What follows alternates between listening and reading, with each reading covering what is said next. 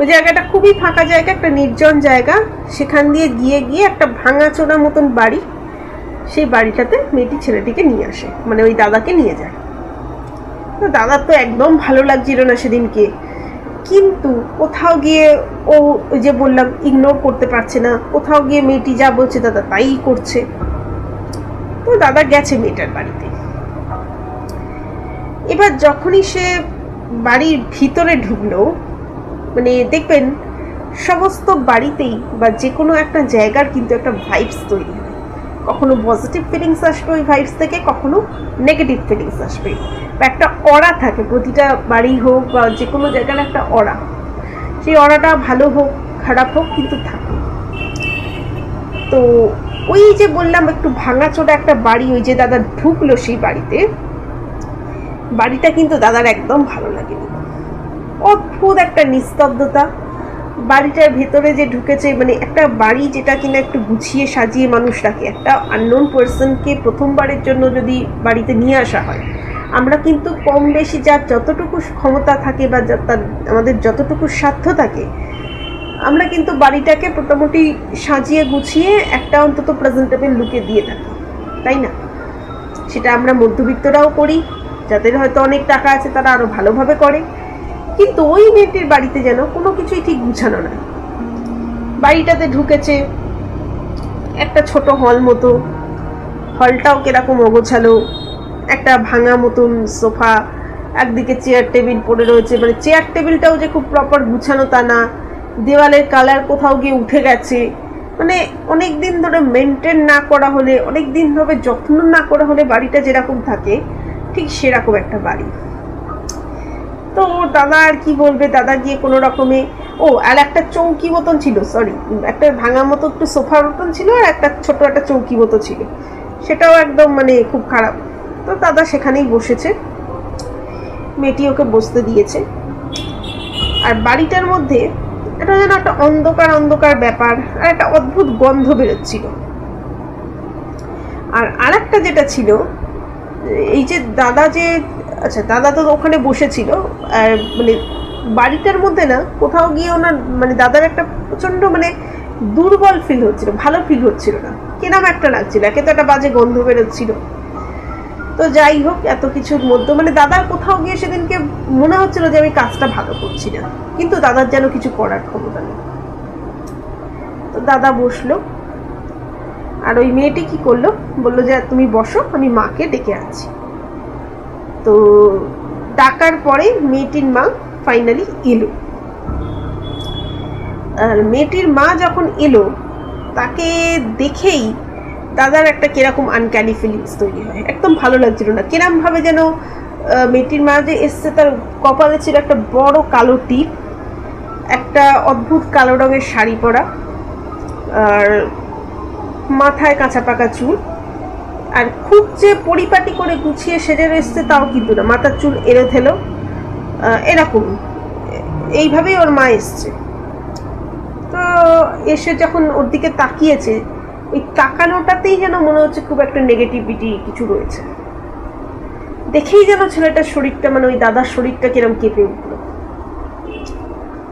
দিয়ে সেদিনকার মতন তার মা তাকে এটা সেটা কথা বলল, এবং ওর মায়ের কথার মধ্যে মা যেটা মেইন কথা বলেছিল যে দেখো এতদিন ধরে তো তুমি আমার মেয়ের সাথে মিশছো, আমাদের তো সেরকম টাকা পয়সা নেই, তো এইটা যদি এটা নাকি তাদের নাকি ফ্যামিলিতে অনেকটা জানাজানি হয়ে গেছে, তো এখন যদি বিয়ে না করে তাড়াতাড়ি তাতে নাকি মানে মেয়েটার খুব বদনাম হবে, বা এরম ধরনেরই কিছু একটা বলেছিল।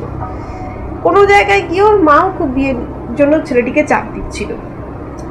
এবার দাদা বলছে যে এই আবার কি, দিয়ে ওর মা তারপরে হঠাৎই দাদাকে বলে শোনো তুমি আমাকে 10,000 বা 15,000 টাকা দিতে পারবে, আমাদের খুব দরকারও, এসছই যখন ভালোই হয়েছে, এতদিন মেয়ে টাকা চাইতো, প্রথম আলাপেই সেদিনকে ওর মাও 10 থেকে 15,000 টাকা চায়।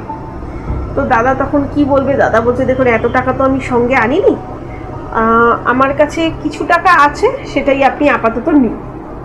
তো দিয়েছিল 2-3 হাজার টাকা মতন মেয়ের মায়ের হাতে। তো এই ছিল সেদিনকে। এবার তারপরে ওকে ওর মেয়েটার মা বলেছিল যে এবার বলছে ঠিক আছে তুমি আসো, ভেতরটাও দেখো।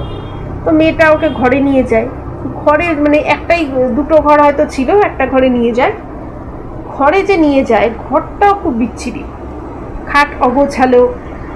আর সব থেকে যেটা অদ্ভুত, ঘরের মধ্যে যে দেওয়ালে অদ্ভুত কিছু লাইক চিহ্ন ছিল, যেগুলো কিসের চিহ্ন, কি চিহ্ন, কোনো কিছু ছেলেটা বোঝেনি। আর জেনারেলি প্রতিটা মানুষেরই বাড়িতে একটা ঠাকুর ঘর বা মন্দির মতন থাকে, ওদের ওই ঘরে অন্তত কোনো ঠাকুরের চিহ্নও ছিল না। এবং আর পাশের ঘরে কিছু হয়তো ছিল, কিন্তু পাশের ঘরের দরজাটা ছিল বন্ধ, আর পাশের ঘরেও কেউ নিয়ে যায়নি আর কি। তো দিয়ে যাই হোক, ছেলেটা তারপরে বললো যে ঠিক আছে, আমি তাহলে দেখছি, বিয়ের ব্যাপারে বাড়িতে আলোচনা করব। তো মেয়েটির মা তখন বলে যে দেখো, বাড়িতে আলোচনা করে লাভ নেই, কারণ আমরা চাই যে আমি যেহেতু অসুস্থ, আমার মেয়েকে বিয়ে করে তোমাকে এখানেই থাকতে হবে। এবার তো দাদা নারাজ, এবার দাদা বলছে না সেটা সম্ভব না। এবার মেয়েটির মাও কিরকম একটা অদ্ভুতভাবে রেগে যাচ্ছে যে না, তোমাকে এখানেই থাকতে হবে, দেখো তুমি কি করবে, এরকম সমস্ত একটা অদ্ভুত একটা হালকা কথা কাটাকাটির পর্যায়েও ব্যাপারটা যায়। দিয়ে দাদা তারপরে ভাবছে যে একা রয়েছি, দরকার নেই, আমি পরে গিয়ে কথা বলবো। দিয়ে দাদা তখন বলে যে ঠিক আছে, আমি দেখছি কি করবো। এই বলে দাদা মেয়েটির সঙ্গে বাইরে বেরিয়ে আসে। এবং সারা রাস্তাতেই নাকি মেয়েটি খুব রাগারাগি করে যে তুমি ভালো করে কথা বললে না, আমার মা তো খুব অসুস্থ, তোমার মা বাবার তো না হয় অনেক টাকা পয়সা আছে, তুমি আমাদের সাথে যদি থাকো তাহলে অসুবিধাটা কোথায়, এরকম নানান ধরনের কথাবার্তা মেয়েটা বলতে থাকে, আর বিয়ের জন্য আরো চাপ দিতে থাকে। তো দিয়ে এই সমস্ত করার পরে ছেলেটি তখন বলে যে দেখো, এইভাবে আমার পক্ষে সম্ভব না, আমি চললাম বলে তো দাদা বাড়ি ফিরে এসছে। আবার সেই রাতে দাদার কাছে মেয়েটির ফোন আসে। মেয়েটি খুব অদ্ভুত কান্নাকাটি করছে ফোনের মধ্যে যে দেখো যা হয়েছে হয়েছে, তুমি আমাকে একটু বোঝো। মানে দাদা বুঝতে তো পারছে যে দাদার সঙ্গে সবকিছু ঠিক হচ্ছে না, কিন্তু দাদা কিছু বুঝতে, মানে মেয়েটি যখন বলছে দাদা তখন শুনে নিচ্ছে, এরকম একটা ব্যাপার। এবার দাদার বাড়িতেও জানলো যে মেয়েটির ব্যাপারে, যে তখন মেয়েটি, দাদা যখন বললো যে মেয়েটিরা চাইছে যে ওদের বাড়িতে চলে যাবে বিয়ের পরে, যথারীতি কোনো ছেলের মা বাবা সহজে এটাতে রাজি হবে না। সেই ছেলের মা বাবা খুব রাগারাগি করেছিল, সেই দাদার মা বাবাও খুব দুঃখ পেয়েছিল, কিন্তু আলটিমেটলি কোনো কিছু করা গেল না। মেয়েটি লাস্ট অবধি যেটা হয়েছিল, চাপ দিয়ে নাকি তাকে বলেছিল বিয়েটা করতে। এবার বিয়ে জেনারেলি একটা জিনিস যেটা ভালো হয়েছিল, হয়তো ভগবান আশীর্বাদ ছিল, ওরা কিন্তু কোনো রেজিস্ট্রি ম্যারেজ করেনি। ছেলে মেয়েটি একদিন বলেছিল তুমি চলো, এবার আমার থেকে তুমি, তোমার বাড়িতেও খুব অশান্তি হচ্ছে, আমার বাড়িতেও কষ্ট হচ্ছে, তুমি আমার বাড়িতে চলো। আর একটা অদ্ভুত ব্যাপার হলো, এই যে ওই মেয়েটার বাড়িতে সেদিনকে, মেয়েটার বাড়ি থেকে যে ছেলেটি এসছিল, মেয়েটার বাড়িতে ছেলেটি আসার পরে, মানে বাড়ি থেকে আসার পরে ওর মা বাবার সাথে ছেলেটির যেন কোথাও না কোথাও গিয়ে খুব ঝগড়াঝাটি হচ্ছিল। যে ছেলে মা বাবার মুখের উপর কথা বলতো না, সেই দাদাও মা বাবার উপর কোথাও কোথাও বিরক্ত হয়ে যাচ্ছিল। তো এই সমস্ত মিলিয়ে দাদার মানে যে একটা সুন্দর শান্তিপূর্ণ জীবন ছিল, সেই পজিটিভিটিটা তো একদমই চলে গেল, শান্তিটাই যেন নেই। তার মধ্যেই মেয়েটিকে দাদা ফাইনালি, মেয়েটি বললো এক কাজ করো, তোমাকে বাড়িতে থাকতে হবে না, তুমি এখন কিছুদিন আমার বাড়িতে চলো, বিয়ে করে থাকো, তারপর তোমার মা বাবা মেনে নিলে আমরা আবার চলে আসবো। এরকম সমস্ত কিছু বলে মেয়েটি কিন্তু ছেলেটিকে আবার তার সেই বাড়িতে নিয়ে এলো। এবং যেদিনকে নিয়ে এলো সেদিনকে মানে মেয়েটি বাড়িতে ঢুকে দেখলো একটি ছেলেও রয়েছে, এবং ঢোকার সাথে সাথেই বললো যে তুমি বিশ্রাম নাও, আজকে রাতেই কিন্তু তোমাদের বিয়েটা হয়ে যাবে। এবার ছেলেটার যেন কিরাম লাগছে, কিচ্ছু ভালো লাগছে না। দিয়ে ছেলেটাকে বলেছে যে তুমি একটা কাজ করো, ঘরেই বিশ্রাম নাও। অলরেডি তখন বিকেল হয়েও গিয়েছিল, সন্ধে যখন হয়েছে তখনই কিন্তু অদ্ভুত, মানে বিয়ে বলতে যেরকম হয় বাঙালির বিয়ে, সিঁদুর পরিয়ে, শাঁখাপলা পরিয়ে, নিয়ম কানুন দিয়ে, ওদের সেরমভাবে কিছুই হয়নি। বিয়ের ওরা বলেছিল, মেয়েটি বলেছিল যে দেখো আমাদের সব কিছু একটু অন্যরকম নিয়মে হয়, আমাদের পরিবারের যে মানে গুরু মতন কেউ আছে বা তাদের নির্দেশেই আমাদের সবটা করতে হয়, তো তুমি একটা কাজ করো, তুমি বিয়েটা করো, আমরা যেরকম বলবো তুমি শুধু সেটা করো। এবং ছেলেটিকে একটা কালো ড্রেস দেওয়া হয়েছিল, ছেলেটি সেটা পরে বসেছিল। খুব মারাত্মক নাকি একটা অদ্ভুত মানে পরিবেশ ছিল, এবং কি একটা ছাই বা কিছু ছেলেটার হাতে দিয়ে দেওয়া হয়েছিল, অদ্ভুত কিছু রিচুয়ালস হচ্ছিল, অদ্ভুত কিছু মন্ত্র পড়া হচ্ছিল, এবং বলেছিল মেয়েটার কপালে লাগিয়ে দিতে। এবং সেটা করার পরেই ওরা দেখলো একটা অদ্ভুত বাজে বিচ্ছিরি হাসি দিয়ে একটা অদ্ভুত নাচ করে তারা জানালো যে মানে বিয়েটা নাকি হয়ে গেছে। 2-3টে ছেলে ছিল সেখানে এবং তারা খুব বিতিকিচ্ছিরিভাবে নাচছিল। আর মেয়েটার মাটা যে ছিল হাহা করে একটা অদ্ভুত ভয়ঙ্কর হাসি হাসছিল। তো এই করে ফাইনালি ওদের বিয়েটা হলো। ছেলেটা মনেই হচ্ছিল যে এই বিয়ে কোনো স্বাভাবিক বিয়ে না। এবার বিয়েটা হলো, বিয়ের পরে ছেলেটা সেই বাড়িতেই থাকতে শুরু করে। বাট সেখানে একটুও তার ভালো লাগছিল না। বাড়িটা নোংরা, ঘরের মধ্যে অদ্ভুত অদ্ভুত শব্দ শোনা যাচ্ছে, আর ওরা না ভীষণ নোংরা ছিল। খাবার দাবার অদ্ভুতভাবে সবাই খাওয়া দাওয়া করতো, কিন্তু ছেলেটা না কিচ্ছু বলতে পারতো না। আর আরেকটা যেটা হচ্ছে যে ছেলেটা যে চাকরি করছিল, তো চাকরির জায়গা থেকে মেয়েটা বলেছিল কিছুদিন তুমি ছুটি নিয়ে নাও। তো ছেলেটা এবার চাকরির জায়গা থেকে ছুটিও নিয়েছিল। তো আর বিয়ের পরে ছেলেটা যাই হোক মোবাইল মানে ফোন ইউজ করে বাড়িতে খবর দিয়েছিল সব।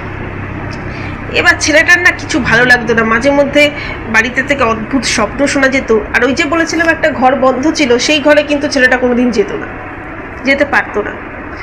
আর নোংরাভাবে খেত। ছেলেটা যেন একটা কেরাম নিজের ঘোরের মধ্যে চলে গিয়েছিল, মানে কোনো রকম কিছু তার মধ্যে আর যেন কাজ করতো না, ফিলিংস কাজ করতো না, মাথা কাজ করতো না। দিনের পর দিন অদ্ভুত অদ্ভুত জিনিস দেখতো। তো আর সে না দিন দিন দুর্বল হয়ে পড়ছিল, সে প্রায়ই অসুস্থ বোধ করছিল। খাবার দাবার ওরা সেরকম ভালো কিছু খেত না, আর মাংস খুব হতো ওদের বাড়িতে, সেগুলো কিরম পোড়া পোড়া টাইপের। তো এই হচ্ছিল, তার জীবনটা খুব বাজেভাবে চলছিল। এই বিয়ের পরে অলরেডি তখন 2-3 দিন এরমভাবে গেছে। একদিন ছেলেটা ঘুমোচ্ছে, গভীর রাত, হঠাৎই ছেলেটার ঘুম ভেঙে যায়। দেখছে ওই যে ঘরটা বন্ধ ছিল সেই ঘরটার থেকেই শব্দ শোনা যাচ্ছে। ছেলেটার কি মনে হচ্ছে, ছেলেটা আস্তে আস্তে লুকিয়ে ওই ঘরের দিকে গেছে কৌতূহল বশত। গিয়ে যা দেখলো তা দেখে তো তার শরীর ঠান্ডা হয়ে গেছে। দেখছে মেয়েটির মায়ের হাতে একটা মুরগি এবং অদ্ভুত কিছু মন্ত্র পড়ছে এবং বুঝতেই পারছে, এবং একটা অদ্ভুত চিহ্ন আঁকা রয়েছে, এবং যেটা বুঝতে পারলো যে ওর মা মুরগিটাকে প্রায় বলিয়ে দিয়ে দেবে, মেরে ফেলবে। ও তো দেখেই সঙ্গে সঙ্গে নিজের ঘরে চলে গেছে এবং সে বুঝতে পেরেছে যে যাই হচ্ছে সেটা কিছু তো একটা খারাপ হচ্ছে। এবং সে গিয়ে সঙ্গে সঙ্গে ওই মেয়েটিকে ডেকে সব বলেছে। আর মেয়েটি তখন রীতিমতো রেগে গিয়ে বলছে, তোমার এত কিছু দেখার দরকার নেই, এখানে এই সমস্তই হয়, তুমি যদি বেশি কিছু বলো তাহলে তোমাকেও মেরে ফেলবো আর তোমার বাড়ির লোকেরও ক্ষতি করবো। আর বাড়ির লোকের সাথে যোগাযোগ বন্ধ করো, আর তুমি কাল পরশুর মধ্যেই আমাকে আরো কিছু টাকা দেবে। আবার টাকার জন্য চাপ দেওয়া শুরু হলো মেয়েটি। আর এটা বলেই দিয়েছিল যে আমাদের কথা না শুনলে কিন্তু তোমার খুব খারাপ হবে। ছেলেটা তো ভয় পেয়ে গেছে, ফোনে কিছু বাড়ির লোকে জানাতে পারছে না। এদিকে টাকা দিতে বলেছে মেয়েটা, সেটা কোনো রকমে ব্যাংক থেকে টাকা তুলিয়ে এনেছে। আর মেয়েটা সবসময় সঙ্গে ছিল। মেয়েটা ছেলেটাকে নিয়ে ছেলেটার বাড়িতে যায়, একদিন টাকা পয়সা নেয়, চলে আসে, কোনো কথা বলে না। এই সমস্ত যেদিনকে ছেলেটা বাড়িতে যায় তার মা বাবা তাকে দেখে তো রীতিমতো চমকে ওঠে। তার ছেলে রোগা হয়ে গেছে, চুল মুখ খুব খারাপ অবস্থা। এই সব দেখে ছেলেটির মা বুঝতে পারছেন যে তার ছেলে একটু অস্বাভাবিক হয়ে গেছে এবং তার সাথে কিছু তো ঘটছে, তার ছেলে তো ভালো নেই। আর একটা যেটা ওর মা বুদ্ধি করেছিল, ছেলেটি যখন বাড়িতে আসে ওর মা কোথায় মেয়েটার বাড়ি কোথায় রয়েছে সেটা জেনে নিয়েছিল। দিয়ে তার মা একদিন মন্দিরে যান, মন্দিরের পুরোহিতের সাথে কথা বলেন। তো সেই মন্দিরের পুরোহিত সমস্ত কিছু শুনে জেনে ছেলেটার একটা ছবি চান এবং দেখে শুনে বলেন যে আপনার ছেলে তো সাংঘাতিক বিপদে আছে, ওকে পুরোপুরি কেউ কালো জাদু বা ব্ল্যাক ম্যাজিক করে আটকে রেখেছে। আর যদি ওকে এর মধ্যে না বের করে নেওয়া হয়, ওকে ওরা পুরোপুরি ওদের কবলে করবে, আপনার ছেলেকে হয়তো বাঁচানোটাই মুশকিল হবে। আর ওরা এটা পুরোটাই করছে, ওদের কিছু খারাপ উদ্দেশ্য রয়েছে, প্লাস টাকা পয়সার দরকার রয়েছে। এইসব করে আপনার ছেলের থেকে নিয়ে হয়তো ওরা মেরেই ফেলবে আপনার ছেলেকে। সেই শুনে তো ছেলেটির মা রীতিমতো কান্নাকাটি। তখন গুরুজি বলেন, একটা কাজ করো, তুমি যেভাবে হোক ওদের বাড়িতে যাও, কিছু একটা বলে তোমার ছেলেকে নিয়ে আসো, তারপর আমি তাবিজ কবচ কিছু দিয়ে দেব, আর একটা ভালো কোনো হাবান করিয়ে দেবো, একটা যজ্ঞ করিয়ে দেবো, যাতে সব কিছু ঠিক হয়ে যায়। কিন্তু ওই মেয়ের থেকে তোমাকে ওই বাড়ি থেকে তোমার ছেলেকে নিয়ে আসতে হবে। তো সেই ছেলেটির মা তখন সব শুনে তার মা বাবার সাথে আলোচনা করে, তাদের পরিবারের বেশ কিছু মানুষকে ঘটনাটা জানায়। ওই যে বললাম আমার হাজব্যান্ডের মানে আমার হাজব্যান্ড না, মানে আমার বান্ধবীর যে হাজব্যান্ড, তার যার থেকে সে শুনেছিল সেই ঘটনাই আর কি এবার বান্ধবী আমাকে বলে তার হাজব্যান্ডের থেকে শুনে। তো সেই কালিগের তাদের মা বাবাও আর কি, ওদের যেহেতু আত্মীয় তারাও যায়, তো এই সমস্ত করে সবাই মিলে একদিন প্ল্যানফুলি মেয়েটাদের বাড়িতে যায় এবং গিয়ে ওর মা তখন এটা বলেছিল যে দেখুন আমাদের সম্পত্তিগত ব্যাপার আছে, আপনার মেয়েকে আমরা চাই আমাদের ছেলে কিছুদিনের জন্য যদি বাড়িতে আসে। এবং যখন ওরা সবাই মিলে ওদের বাড়িতে ঢুকেছে, দেখছে ছেলেকে দেখে তো রীতিমতো ভয় পেয়ে গেছে। দেখছে যে বাড়ি ঘর নোংরা, তার ছেলে কোনো রকমে ওখানে বসে আছে একটা ঘোরের মধ্যে, না অদ্ভুত তার তাকানো, ছেলে যেন আর ছেলের মধ্যে নেই। তো সেই দাদার মা বাবা সেই দেখে তখন মেয়েটিকে আর মেয়েটির মা তো কোনো রকমে মানে রাজি হচ্ছিল না, ওদের দেখে খুশি হয়নি যে ওরা কেন এসছে। ওর মা তো অলমোস্ট পারলে ওদেরকে সেখান থেকেই চলে যেতে বলে, কিন্তু তখন কোনো রকমে দাদার মা বলে যে দেখুন আমার ছেলেকে যদি আপনারা না দেন, আমরা কিন্তু এই সম্পত্তিগত দিক থেকে ওকে ছেড়ে দেবো, কারণ আমাদের কিছু সম্পত্তিগত ব্যাপার ওটা ওরও দরকার রয়েছে, আর আমরা আমাদের ছেলেকে কিছুদিনের জন্য নিয়ে যাব, সেটা করিয়ে টাকা পয়সা যা লাগবে দিয়ে আমরা একবারে ছেড়ে দেবো, আমরা এই ছেলের সাথে সম্পর্ক রাখবো না। তারপর ওই জন্যই এসছি।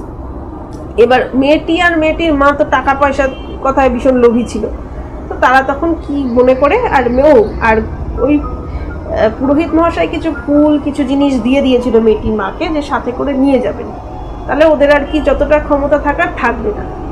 তো সেইগুলো মেয়েটির মানে মা আর মেয়ের সাথে কথা বলতে বলতে সবাই যেহেতু আরও অনেকজন ছিল, সেই আড়ালেই দাদাটার গায়ে ফুলগুলো ছুঁয়ে দেয়, দিয়ে তারপরে ওরা বলে যে আমরা নিয়ে যাচ্ছি আজকের মতন, আমরা আবার দিয়ে যাও, এরকম কিছু একটা বলে ওই দাদাকে কোনো রকমে মানে ভগবানের নাম নিয়ে চলে আসে ওই দাদাকে নিয়ে বাড়িতে। এবার বাড়িতে চলে আসার পরে তো আর আগেই বলেছি যে ওই পুরোহিত মহাশয় কিছু জিনিস দিয়ে দিয়েছিলেন, কিছু তাবিজ বা কিছু দিয়েছিল, ঠাকুরের ফুল দিয়েছিল, ঠাকুরের মন্ত্র পড়তে বলেছিল। তো সেই সমস্ত কিছু দেওয়ার পরেও তো সেই দাদার প্রচণ্ড শরীর খারাপ। তারপরে ওনার মা তখন পরের দিন সকালে ওই দাদাকে নিয়ে ওই পুরোহিত মহাশয়ের কাছে যান। তো পুরোহিত মহাশয় তখন ওকে নিয়েই যজ্ঞ করেন এবং সমস্ত কিছু করে দেন, দিয়ে বলেন যে খবরদার আর ওই ছেলের মেয়ের সঙ্গে আর যজ্ঞ করে বলে ওকে এখন কিছু বলবেন না, ওকে এখন বাড়িতে নিয়ে যান। দিয়ে পরের দিন যখন দাদা আর কি সেদিনকের মতন ছিল, একটা ঘোরের মধ্যেই ছিল, কিন্তু সেদিনের রাতে যখন ঘুম থেকে মানে ঘুমালো এবং পরের দিন যখন দাদা ঘুম থেকে উঠলো, তো সেই দাদার নাকি শরীর অনেক ভালো মনে হচ্ছিল। তখন সেই দাদার সঙ্গে ওর মা কথা বললো এবং দাদার মুখ থেকে সব শোনার পর ওর মা তখন ওই দাদাকে বললো, দেখো এই মেয়ে কোনো ভালো মেয়ে নয়, তার নিশ্চয়ই কিছু খারাপ উদ্দেশ্যে তোমাকে নিয়ে গিয়েছিল, তো দরকার নেই আর এই মেয়ের সাথে যোগাযোগ রাখার, যা টাকা গেছে। তো দিয়ে এবার ওই দাদাকে বললো যে খুব সাবধানে, আর ওই দাদার কে বললো যে তুমি আবার কাজ জয়েন করো, তুমি তোমার ইয়েতে থাকো। আর ওনাকে ওই দাদাকে নাকি মাদুলি দিয়ে দিয়েছিল, কিছু মন্ত্র শিখিয়ে দিয়েছিল যেগুলো যাতে ডেলিও জপ করে। তো সেই সমস্ত করে বলেছিল যে দাদা মোটামুটি আস্তে আস্তে ঠিক হয়ে গিয়েছিল। আর তারপরে দাদা আর কখনোই ওই বাড়িতে ফিরে তো যায়নি। আর দাদার ফ্যামিলির লোক কিছুটা ওই মেয়েটা যেখানে থাকতো খোঁজখবর নিয়ে শুনেছে যে সেই তার কিছুদিন পরেই নাকি ওই যজ্ঞ যেদিন হয়েছিল ওই মেয়ে আর মা কোথাও চলে গেছে। আর তাদের ব্যাপারে খুব বেশি কিছু ইনফরমেশন পাড়ার লোক দেয়নি, কারণ তারা নাকি এসছিলই মাত্র 1 বছর আগে কি কয়েক মাস আগে, আর সেই জন্য তাদের ব্যাপারে কেউ সেরকম কিছু জানতো না। আর সেই মেয়েও আর কোথায় চলে গেছে কেউ জানে না। তো তারপরে সেই দাদার আবার ফাইনালি বিয়ে হয়েছে, এখন দাদা খুব ভালো আছে। তো এই ছিল আজকের ঘটনা। তো এখনো এই ঘটনাটা শুনলে মনে হয় যে আসলে কে ছিল মেয়েটি, কি তাদের উদ্দেশ্য ছিল, সত্যি কি ব্ল্যাক ম্যাজিক ছিল না কি হয়েছিল এই বাড়িতে। তো যাই হয়ে থাকুক না কেন, এরকম পথে ঘাটে চলতে গেলে অনেকের সাথেই আলাপ আলোচনা হয়, অনেককেই ভালো লেগে থাকে, কিন্তু আমি বলবো সবসময় পজিটিভ এনার্জি বা ঠাকুর পুজোর সঙ্গে যুক্ত থাকবেন। আর যাদের সাথে আলাপ হবে না, ভালো করে আগে তার সঙ্গে মিশবার আগে বুঝবার চেষ্টা করবেন যে সে মানুষটা কেমন। কোথাও গিয়ে যদি কোনো কিন্তু থাকে, কোনো ডাউট থাকে, চেষ্টা করবেন মা বাবা বা ফ্যামিলির লোকের সাথে আলোচনা করতে। তাদের যদি পছন্দ না হয়, তাদের অমতে চেষ্টা করবেন যে যাতে সেই জায়গাতে না এগোতে। কারণ কোথাও গিয়ে আমাদের চোখ অনেক কিছু দেখতে পায় না, কিন্তু আমাদের জন্য আমাদের মা বাবারা অনেক কিছু বুঝতে পারে। বা অনেক সময় অনেক খারাপ ফিলিংস হয়, সেখান থেকে সরে আসাও খুব হয়তো সহজ হয় না, কিন্তু সবসময় ঠাকুরের ভক্তি, ঠাকুরের চর্চা করা এবং মানুষের সাথে একটু বুঝে মেলামেশা করা উচিত। বিশেষ করে যখন টাকা পয়সা সংক্রান্ত ব্যাপার, যদি কোনো অজানা মানুষ বারবার টাকা চায়, তার হয়তো সবসময় সে যে ইচ্ছা করেই চাইছে তা নাও হতে পারে, কিন্তু তার উদ্দেশ্য কোনো সময় কিন্তু খারাপ হলেও হতে পারে। তো যাই হোক, এমন অনেক ঘটনাই ঘটে আমাদের সাথে, এই জন্যই আমি এই ঘটনাগুলো আপনাদের সাথে শেয়ার করি। তো যাই হোক, আজকে এখানেই আমার এই ঘটনা শেষ করলাম। আবার দেখা হবে অন্য কোনো ভিডিওতে। ততক্ষণের জন্য আপনারা সবাই ভালো থাকবেন। ঘটনাটা অবশ্যই ভালো লাগলে লাইক করবেন, সাবস্ক্রাইব করবেন, কমেন্ট করবেন, আরও বেশি বেশি করে সবার সাথে শেয়ার করবেন। তো ধন্যবাদ, আজকের ঘটনা এই পর্যন্তই।